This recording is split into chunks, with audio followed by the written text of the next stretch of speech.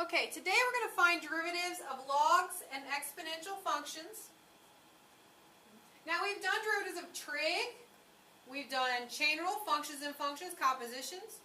We've done implicit differentiations, which aren't even necessarily functions. But we haven't looked at logarithm and exponential functions. So let's look at those today and see their derivatives.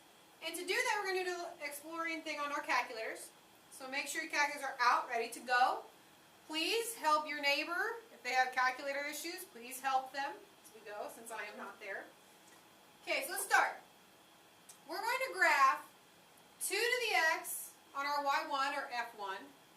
Then we're going to graph the derivative together on the same screen. And we're going to see what we can conclude. So go to your calculators. Hit graph. I'm going to delete what I have on there. I'm actually also going to go to a standard window. Okay, so I kind of cleared things off to get back to where I started. Hit tab. Ignore that. My ghost is showing up again. I'm going to graph 2 to the x. There we go. We know it's an exponential. Remember my love for you is exponential. Goes on forever and ever. Hit tab. Now in F2, the way you graph a derivative is we're actually going to use the definition of a derivative. So we're going to have a limit. To find your limit, remember you go next to the book. You've got all those shortcuts right here beside your 9. The shortcut, you should see a limit. Mine will work. Okay, as h goes to 0. You don't need a plus or minus. You don't need a direction. Put a fraction in. Now, our definition is f of x plus h minus f of x all over h. But if I type in f, it's going to read that as another variable and not the function. So what I need to do is notice that we define them as f2. And if I hit tab and go up, I actually defined that first function as f1. So when I hit f1, notice how I went from italicized to bolded, meaning, okay, f1's already defined. We're good. Open up your parentheses, x plus h, go past your parentheses, minus, once again we have to do f1 of x, go down and put h, enter.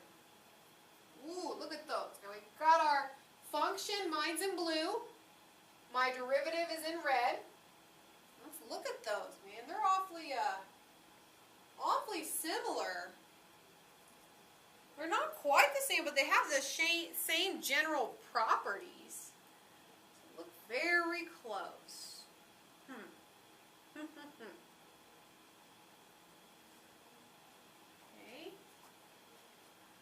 Now in our notes, what we're going to do next is we're going to do the same thing with 3 to the x. So go back here. The easiest way to do that is to hit tab, go up. Let me use my computer because my ghost appears. Go up to your F1 and just change your 2 to the x to 3 to the x. You don't need to do anything to your F2 because that's just the definition of a derivative. Whoa, look at that. Well, they look awfully close. Let's zoom in. Menu. Let's zoom in a little bit. Maybe there. Oh, I don't know where it went there. Ah, hold on, let me change my window. No. Okay. You zoom in while I restart my computer or my calculator program and retype all that in again. You go ahead and zoom in. Hopefully, what you're seeing is they are awfully close, but still aren't the same. They're awfully close, but not quite. So what I want you to do is I pull this back up and graph that again. I want you to play with your functions. So we did 2 to the x, 3 to the x. And I want you to play specifically with your base. So start picking other numbers instead of 2 or 3. And see if you can get the function and its derivative to overlap perfectly. Okay. Now, you play around. You can use decimals, square roots, whatever numbers you can think about. Start changing your base. I'm going to give you a few minutes to do that. I'm going to leave the camera rolling, but you go ahead and start playing with your base. See if you can get those two to overlap.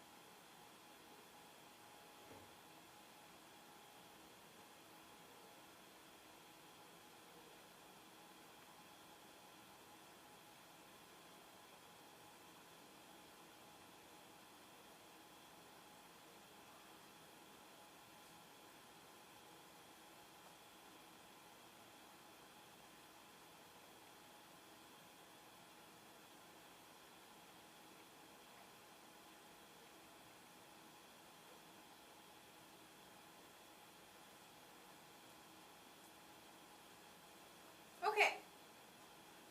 Here's our 3 to the x, by the way. I'm back up and running. With this derivative, you see they're not the same. They're so close until I zoom in. Now, as you started changing the numbers, if you went bigger, if you went 4 to the x, 5 to the x, you'll see you actually got further away. Your number is in between 2 and 3. Okay? And it is a decimal. In fact, it's irrational. What special irrational number do we know is in between 2 and 3? Hopefully, you're thinking of our good old buddy, e to the x. So if I hit tab, go up, try to change my function. By the way, don't use your e in your alphabet down here. It's going to read that as another variable. You have to use your e to the x button. So let's grab e to the x.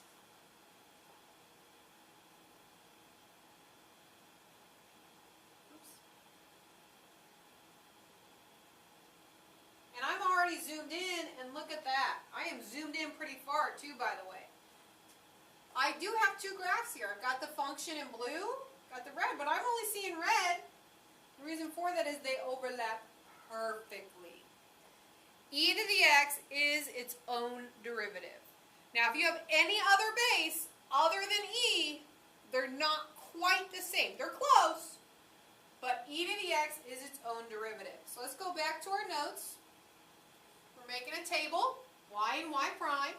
My function is e to the x. The derivative is e to the x. Now, it's important to note if this is anything other than x, that's a 2x, 3x, x cubed, whatever that may be, you're going to have to use the chain rule. But e to the x is its own derivative. Now, a to the x, so any other number for your base is not quite its own derivative. It's close. It's itself multiplied by a constant. Now let's think about what that constant does. Remember when you multiply by a constant, what that does to a graph? It affects the shrink and stretch. And think about it. That's how the graphs were off. They were close. If I could stretch or shrink them, I could get them to overlap. And that special constant every single time is the natural log of the base. Now please note this is a constant. Natural log of 2, natural log of 3, natural log of 4. I have a lot of people who don't study start putting natural log of x. They start putting variables in there. Okay, don't let that be you. We know that it's just a constant, and that's to stretch or shrink it so that it is its own derivative.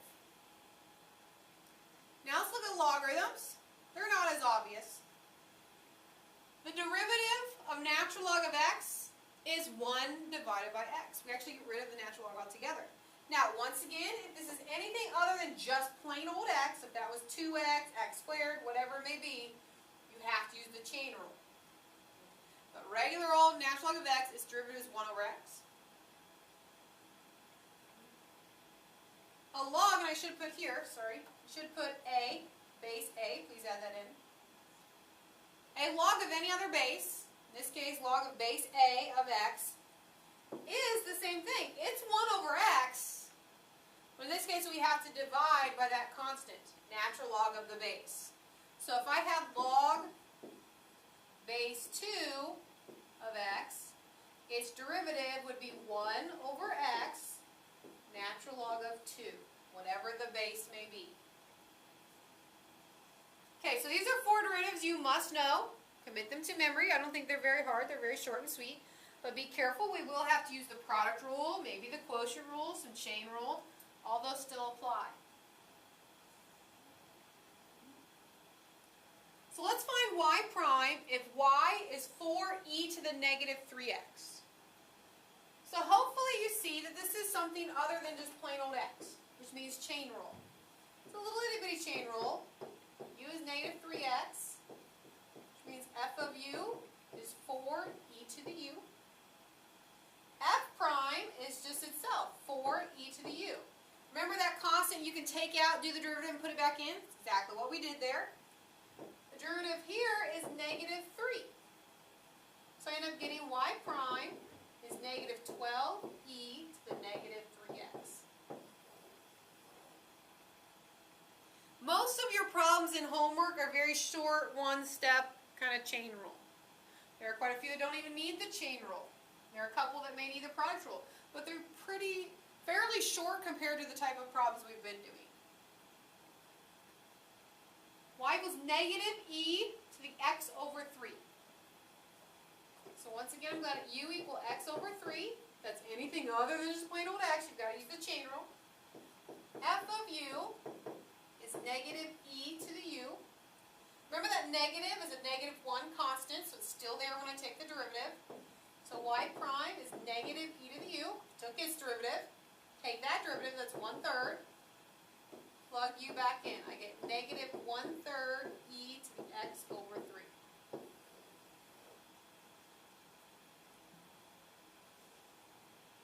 Okay. 5 to the cosecant. Now this is an exponential because your variable is still up there in your power. But I have to use the chain rule. U is cosecant x. F of u is 5 to the u. Now remember, 5 to the u, its derivative is itself, 5 to the u, times natural log of 5. You have to multiply by that constant of the base. Okay? Times the derivative of negative cosecant, or cosecant is negative cosecant x cotangent x. Now, when I clean this up, it's kind of hard because don't you ever multiply anything by this 5? If you have an exponent, you cannot multiply it. Please excuse my dear Sally, exponents come first. So let's say hypothetically there was a negative 3. I see some people write negative 15 to the u. Don't do that. You cannot multiply if you have an exponent there. So what I tend to do is I tend to put the negative natural log of 5 in front. I put my constants in front. And then I have 5 to the cosecant x times cosecant x cotangent x. These are kind of weird to write. A lot of them do get very messy. They're not messy to do, they're just messy to write. But once again, if I had something like this, don't you dare tell me that's 10 to the cosecant. Order of operations that you have to do the power, the exponent, before you multiply. Don't do that.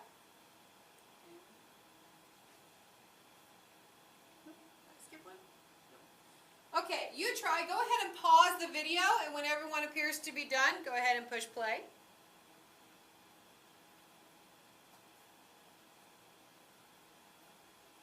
Okay, let u equal negative 3x. F of u will be 7 to the u. So the derivative of 7 to the u is 7 to the u, natural log of 7, times negative 3. Once again, don't you dare try to multiply that with the 7. So I'm going to put those constants in front. I'm going to use parentheses just to kind of separate them. They're not really needed. I just don't like them at 7 and the 7 right next to each other. You could put a times or something like that. It's not a right way to really write this answer. It can look gross, but I will try to put those coefficients in front and try to separate it from that base. And that's it. Okay, now let's do some logs. So let's find y prime. So notice here, I have a function, a variable term. It's a variable term, which means I have to use the product rule. So y prime is the first. The derivative of the second, no chain rule needed, that's 1 over x. Plus the derivative of the first is 1 times the second. Now keep going. Minus 3 plus cosine x. Let's clean this up a bit. X's reduce. They don't go away. That's really a 1 minus 3 is negative 2 plus natural log of x plus cosine of x. There we go. Once again, if I'm going too fast, please ask to pause the video and ask questions if you need to. Okay, here we got a little chain rule and a chain rule. Let's let u be that biggest inside, which is log of 2x. Then f of u will be u cubed. So its derivative is 3u squared. But when I do this derivative, let's work on u prime. V is 2x. Remember, if it's anything other than just an x, you have to use the chain rule. So g of v is log v. Log v's derivative is 1 over v, natural log of the base. Well, if there's no number there, remember that's a common log and the base is 10. Even though we don't write it, common log we do not write, the base is 10. Times that 2. So I have 2 over, plug your v in. Hey, those 2's reduce, so actually you can have 1 over x natural log of 10. I don't know why I wrote 2 there.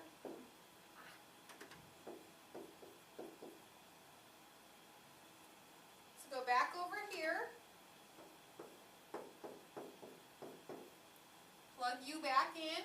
So I have 3 log 2x quantity squared over x natural log of 10. Not pretty, but there's my derivative.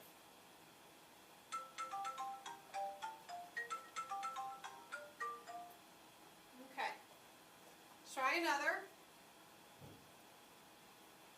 Log base 3 of 5x squared. Now a lot of people mistakenly try to power down the 2. And that is not true because not the whole inside was a 2. Now, you could do that if you have parentheses saying the whole inside was squared. But in this case, only the x's. So don't try to power down on this one. Some people want to do that. Let's let u be 5x squared. F of u is log base 3 of u. Well, log base 3 of u is 1 over u times the natural log of the base, which is 3, times 10x. Let's clean that up. So I have 10x over, plug u back in, 5x squared, natural log of 3. Let's clean that up. Reduce your 5 and your 10, your x's. I'll have 2, there's an x left on the bottom, natural log of 3. Should be white brown.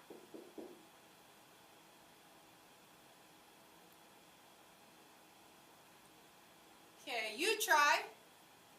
Please pause the video.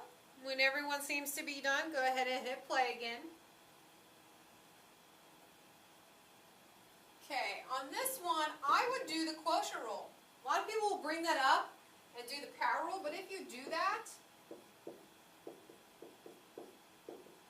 you have to then do a chain rule within it. There's really no need for that. You're making it a little more complicated if you do that. It does end up the same place. You just have to do a whole lot more work.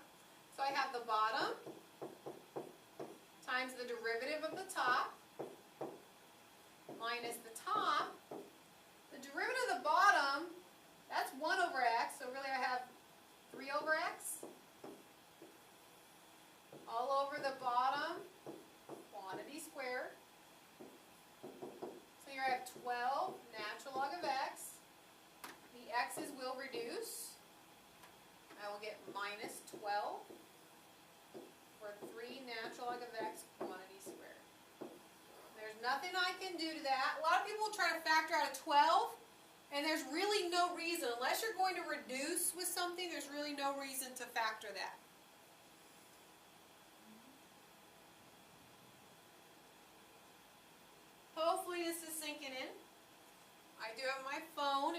text me. 1 through 28, I know that looks like a lot, but it will actually take you less time than last night's homework did. Okay, because they're all very short and sweet, little tiny chain rules, most of them. None of them are terribly complicated. So do 1 through 28, and the rest of the class, you have time to work on it, ask questions if you need to. If you need to help your partner, please do so. Let me know if you have any questions, and I should be back on Tuesday.